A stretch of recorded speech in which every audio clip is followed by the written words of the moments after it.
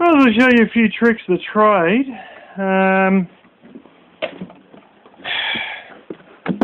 Oh, there you saw one right there, spot on. There's a way that you can, some guys I used to work with can do this straight up. A second. With the blade. They just get the knife straight up. But I like to do it with a pencil in case I fuck up.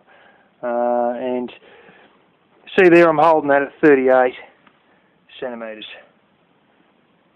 There's the line. There's a way you grab hold of, which I can't do with one hand holding the camera. The pencil, when you jam the pencil up against your front there, and sort of hold one finger against it and sort of press the pencil up against the front of it. It's a bit of a strange arrangement to do, and you may find you do it different from everybody else.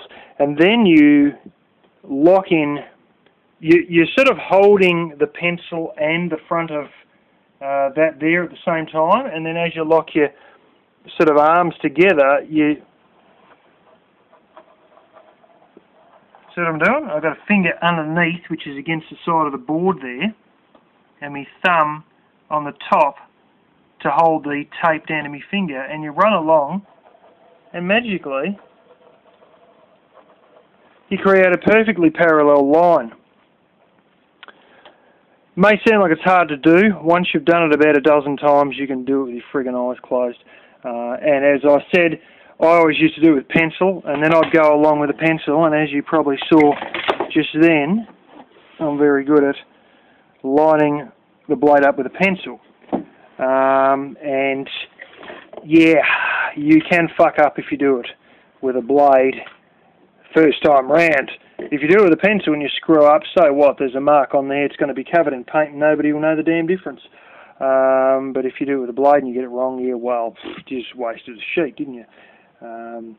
And what is it, the little sheets, 2.4 by 1200 millimetres, like $11 each, $10.60, somewhere around there. That's if you buy them from one of the hardware stores. Anyways, after you cut that, you say, alright, like after you've marked it, you cut it, and you don't just sort of like chisel right through the other side. All you do is just cut through your paper, and that's what matters the most, because then you can pick it up, and as you saw initially then, you just sort of give it a bit of a thump, and she just goes, and you say, well, that's great, then what? Well, then what you do is you sit it up, oh, yeah, where do I get the damn thing out between my legs? Sit it up like that, and then you just run your blade, so long as you're holding the top, which I am with me flipping chest, you run your blade up through that groove, and you go right to the top. Just give me a second, do this with 2 hands.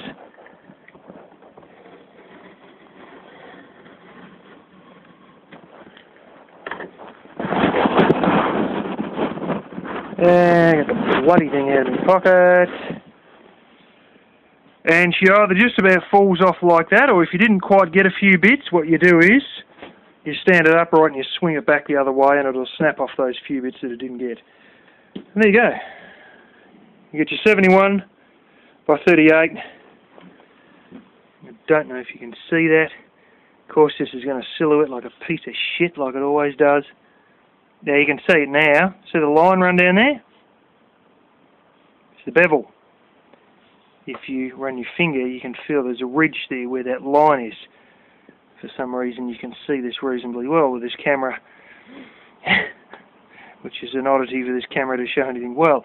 Yeah, when you bog up, that's when you go and slam your bevel, slam your screws in, you slam it into your bevel, preferably. You're going to have ones in the middle anyway. No option there. But at least the ones you put in the bevel, then you put fiberglass tape straddling both bevels, and then you bog it up. And of course, as your big trowel goes over the top of all this, any that were put in the bevel are just covered entirely by the bog between the 2 sheets of plaster. And The other ones you've got to bog individually for your little individual screws, but there's a bevel either side, which of course you know, if you use a full sheet, you can whack them in the bevels on each side. And then you should put preferably 2 or 3, hopefully 3, but at least 2 in the middle. And if you only put 1 in the middle, you might be risking things a little bit strength-wise. I could be wrong, because we used to do both cement sheet and plaster, and I sort of get mixed up with how many it was for what one, and then there's different thicknesses. You know, you can have 6mm cement sheet, or you can have bloody 13mm cement sheet, and we had for what they call the shafts between the floors that basically take all your computer cabling and phone cabling, and holy smoke, you get some cabling like you wouldn't believe, and power for lights and every other damn thing. Between floors you have what they call a shaft, and with that we used to have to line those with inch-thick plaster, and I mean, no shit, it was like that, and fucking hell, that was weak as piss and heavy as piss all at the same time, and bloody annoying. It had to slot in these little blooming channel things that held it and all that, and then you do cement sheet over the top of that for the fire rating and yabba yabba yabba. Everything in government buildings is overdone like you would not bloody believe. We triple plastered some walls, I shit you not. There will be 1, sometimes 2 sheets of cement sheet, but often enough in some of these walls there'd be 1 sheet of be like normal plaster, and then there'd be a sound acoustic plaster, and then there'd be cement sheet on the outside, or at least 2 sheets. You know, and the lower one, inner one would be acoustic, and then the next one would be normal, like this stuff. And there's waterproof ones, and then there's the pink fireproof one, and then there's ones that's both waterproof and fireproof, and blah blah blah. Anyway. There's also 3mm cement sheet, which I think is like a tile underlay stuff like I've got in my shower, but didn't really see that on the job site. Anyway, there's a few little tricks of the trade for you to do a bit of stuff in your own house or whatever. Yeah. One other one I should probably mention is your screw depth. It's really highly recommended to pretty much, it's a beauty there. Your screw is like almost flush with your thingo, maybe just very slightly indented, just barely indented into, you know, below your paper. If you punch, I think I've got 1 or 2 bad ones here. If you there's a horrendous one down below. That one's not brilliant either, which you can't bloody see. See how that one's sort of punched through a little bit? That's not good. You really shouldn't be able to see any of the white actual plaster itself come through when you whack a screw in. And if you punch through the paper and then you see the white plaster, that's gone too far. But if you have it almost perfectly level, maybe just a smidgen below the rest of the sheet, then that's how you should do it. You know, too far in, and once you break the paper on the outside, it's not going to hold that well. Technically speaking, it's not actually screws that hold it, because I've had plaster walls I've demolished, and I've taken out every damn screw in the damn thing, and it sits there fine. And, you know, you can slap it and shake it and try and pry with a jemmy, but and it still sits there.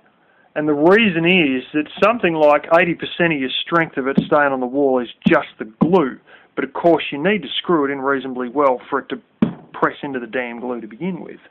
So anyway, yeah, that's another point or two. But realistically speaking, you want it to be nice and almost evenly flush, because it's really not going to hold if you punch right through initially, because let's face it, you've punched right through and the glue still hasn't set. If you were to come back the next day and go and put it in further, it wouldn't matter because the glue would be holding it. But you know, if you go and stick it in initially and punch right through, well, that's not holding it strong enough to hold it well into the glue either. So, yeah,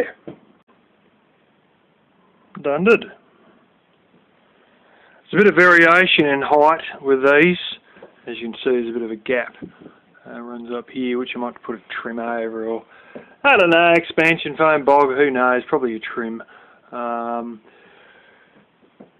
Seems to only change in the last foot or so, but I noticed there's a difference, so I went for the smaller size so I could actually get the bloody thing up. And there's actually two studs here, that's why there's a bit of a difference there. I've got a original, which has a hell of a bloody sap joint in it, to the point I was really questioning its strength when I was fixing the house up. So what I've done was I put a softwood one beside it and slam screws back through to sort of butt it up beside it to give it, you know, more support to make up for the fact it had this dirty great sap joint in it. Turns out there's one of the ones that goes from your outer post of your veranda back into your wall here that also has a pretty gnarly sap joint in one part of it, but there's enough of it that it sort of doesn't matter for that one. But anyway, we got all that on. I couldn't salvage that little piece there. It all just crumbled to shit, as it always does when you have little bits of plaster. I can't guarantee I'm going to do this anytime soon when it comes to bogging it up and whatnot, but that was one of the things that we had to do, is just get this crap out of me father's joint, and I have got this crap out of me father's joint and onto a bloody wall, and that actually looks like I've got a real wall in this room, not just a whole shitstorm of bloody studs and all that. Furthermore, we've got the little bit of insulation there that's going to help the keep the warmth in this room. If you ever see me pillows sitting in odd places, what happens is the bloody cats try and sleep on the pillow, and then you go to sleep that night, or try to sleep that night, and your pillow smells like friggin' cat. And I got sick of it, so I almost make a point of trying to put my pillows somewhere else during the day. Black Kitty used to be real bad for it, and then I realised one of the little kittens decided they were going to try it out too, so she stopped and the kittens decided to try starting. So if you ever see me pillow in odd places, that's what's behind that business. Alrighty. Well, this is what's resulted. Now, with a bit of luck, I'll be able to dynabolt the two back legs there and there up against the wall, and that'll give me my little rack.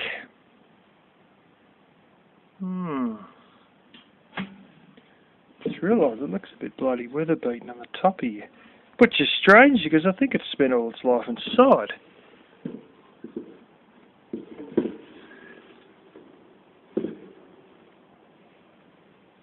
It might just be dust or something.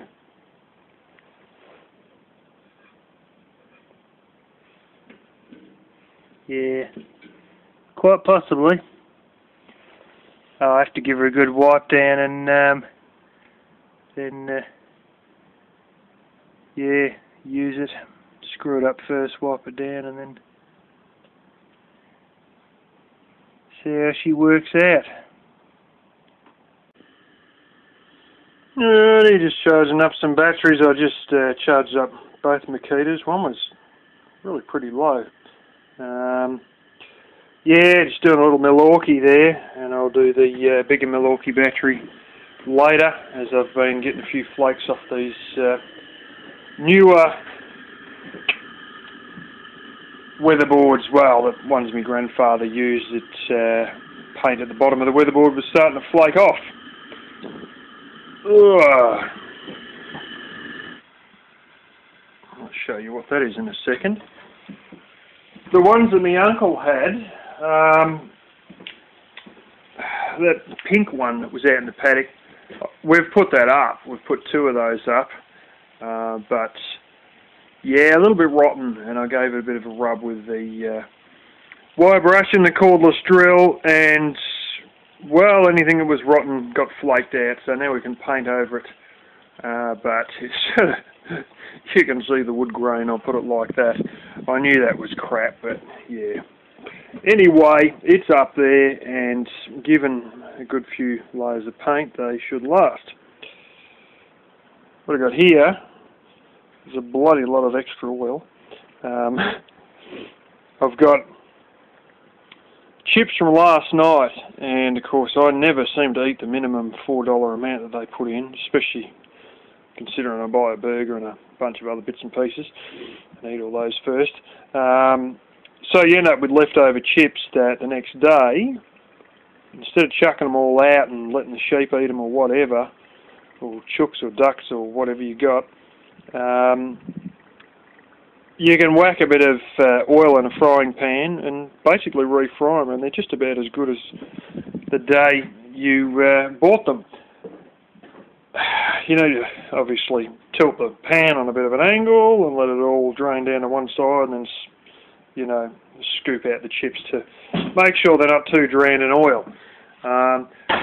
The best stunt of all for doing that is actually microwaves. You drop them on a paper plate and or a ceramic plate, whatever you got, and just not a plastic one, and put it in the microwave, and they come out brilliant, absolutely brilliant like that. Even better than when you put them in a frying pan. So, of course, with me, the old microwave option is only available when I run the generator, and I've got the microwave there, but I've never really used it any more than once or twice. Keep saying I should find a reason to use it. It's over there. I did have, just to keep the dirt out of the vent. Oh yeah, I've still got it, yeah. It's got a few vents on the top, so I put down a bit of newspaper, and then to stop the dust getting through the vents. There's a few on the side, but the dust doesn't sort of settle in through the side. As if you've dealt with stuff that's been sitting for a while, you know that the dust only ever really sits on the top or anything that's vertical. So just the bottom part of the louvers in the side is sitting on there. Anyway, that's something that I really don't often use. I've thought about it a lot, but even if I set it up, I doubt I would use it that much anyway, so yeah. Alrighty, coming to you pretty late in the day now. Go roll down there. I got the 2 coats done on that. Yeah. Put in my little piece there, a triangle bit. Yeah, the wind's blowing. That's actually very thick. I've done one on that one as well, and that one. It's like about 1.8 mil thick. It's bloody. Just about shit your pants trying to cut through it with tin snips. So I went through it with the angle grinder, and then instead of sit there going snippity snip snip snip down the sides as I did with this one with the tin snips, I just got the friggin' angle grinder onto these two, and yeah, me 4mm was getting a bit blunt, so I went and got this one, which is me tri-bit. It goes through steel, concrete, and wood. The thing is that it's really optimised for concrete, and to go through wood it gets really hot and takes a while, and to go through steel it takes forever. So I ended up taking about 3 times as long to drill through with this quote-unquote modified masonry bit. I sort of bought those so that I could go through concrete, and if there's any Rio, it'll also just go straight through the Rio as well, which is, you know, something that this one will do, whereas your average El Cheapo masonry bit won't. But anyway, it took me about 3 times as long as it would have just to use the other drill bit I had anyway. I've actually got 2 4mm ones. One I only recently found that I had, and the other one's the super duper long one, which I don't want to break.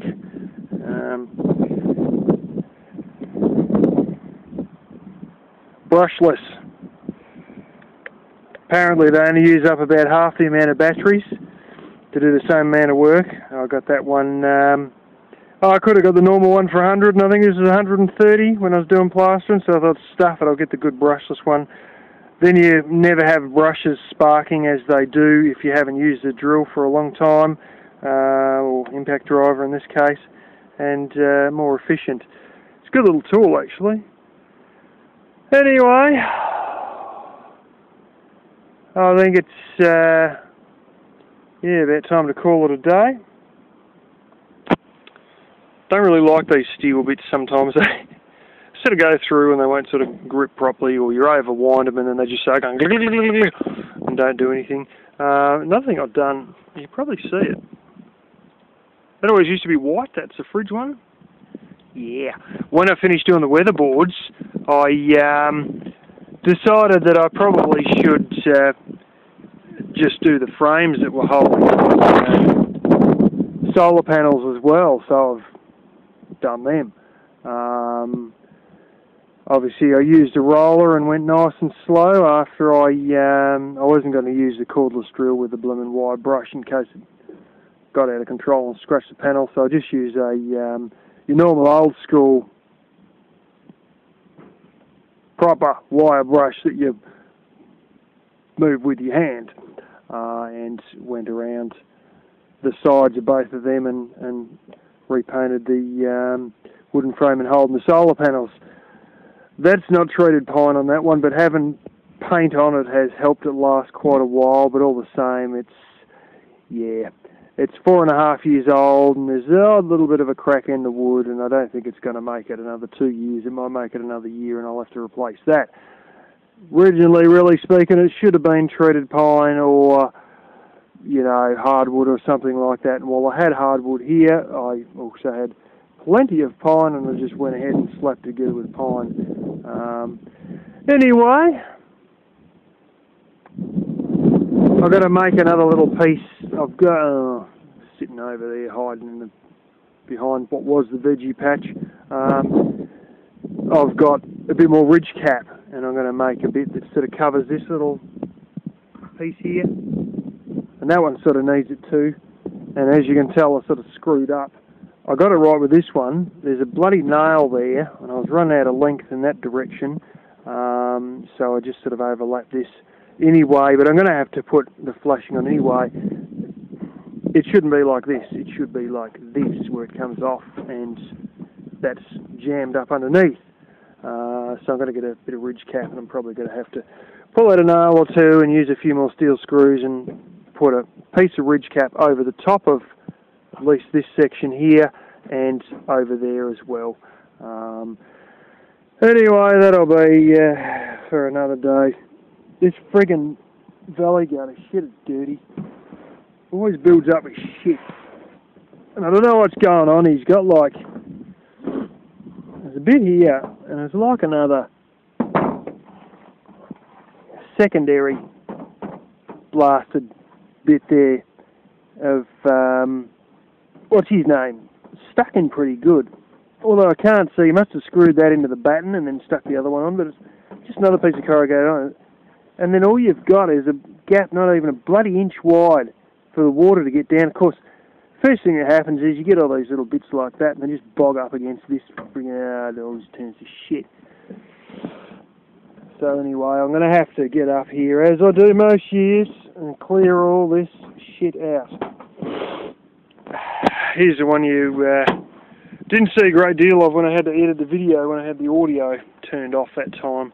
That's the little one that feeds the big battery underneath the hot water system tank there, that I've got the 12-volt electric motor, 12-volt electric pump hooked to. Does about 16 litres a minute. What's that, about 3 or 4, yeah, probably 3.5 to 4 gallons, about 4 gallons. Yeah, it is actually, yeah, slightly over 4 gallons a minute, 4 1/4 or something. And I've been thinking with this silver beet patch and all that business, I might actually when I use it in the summer for tomatoes or might even be pumpkins, because apparently they grow very good, I'm going to need some sort of a water pump. And let's face it, I basically, because I've got to look after the house during the winter, I usually use a shower at that house that I look after, and I basically never use that water pump. And it's like a $325 item that basically never gets used. It's got a brass outside, it's got a friggin' rubberized impeller, it's made to deal with water that's hot enough to burn you. It's a brilliant blooming 12-volt pump, plus it puts out about 4 1/4 gallons a minute. I mean, stuff it, I might as well be using that to water pumpkins and stuff like that, and I may very well take that out. Yeah, and set up a solar rig for it and everything. Way down there. My house batteries aren't in terribly good condition. They're sort of sulfating. They're cheap ass, made in Thailand. Literally no name brand. You import them. You put your own sticker on with your brand name on, and then you resell them. It's just more Asian junk to resell with your own brand name on. That's basically the batteries I got for this house. And the sulfation isn't terribly great on them. 4 years on, so they're only supposed to last about 5 years. I may end up grabbing one of those, or both of those, replace the house batteries with decent branded ones, or better than cheapo Asian rubbish anyway. Might get a couple of those American green interstate batteries like what I got for the fridge, and then those old batteries would find a home down there running the water pump, in which case they've got ample power to do, even if they only don't, hold up to the capacity they're rated to anyway. Here's the little, what's his name? There's a little bit of wire kind of stuck. They're mounted back with a screw to hold that. There's a little 10-watt panel there. Anyway, yeah. Oh, God blimey. Don't know if you heard that, but the kitten jumped off my shoulder onto the ground. I left the blasted ladder sitting up against the veranda. Yeah, no worries. Up against the veranda roof sheets. There's as you guys probably can't see right now, but you all know, I've got a little concrete pad in front of the veranda which I usually chop wood on. And yeah, basically I had the ladder sits, the feet of it on that, and then it leans up against a bit of a beam, and then I can climb up on the roof via the veranda. And it seems as though one little kitty decided that he was good enough to climb up that ladder and then go on the roof. And I've had Black Kitty and all that do it. What they do is they get on the solar panels at the front, and they jump on the veranda roof and get to walk around either to the left or the right, where the veranda on the other sides of the house is sloped at the same angle as the rest of the roof, and then they'll walk up the top of the roof, because obviously they can't climb up the bloody gable weatherboards, and that's the way they always do it, jump onto the solar panels first, and onto the little plastic cover for the second battery on the house system, and then onto the panels, and then onto the veranda roof. Sometimes I think it's up a little almond tree next to the little water tank on the side. They crawl up that and jump on the veranda roof, the same one that the downpipe is being held by, and then sort of go for there. But give them a ladder and things end up happening a hell of a lot faster.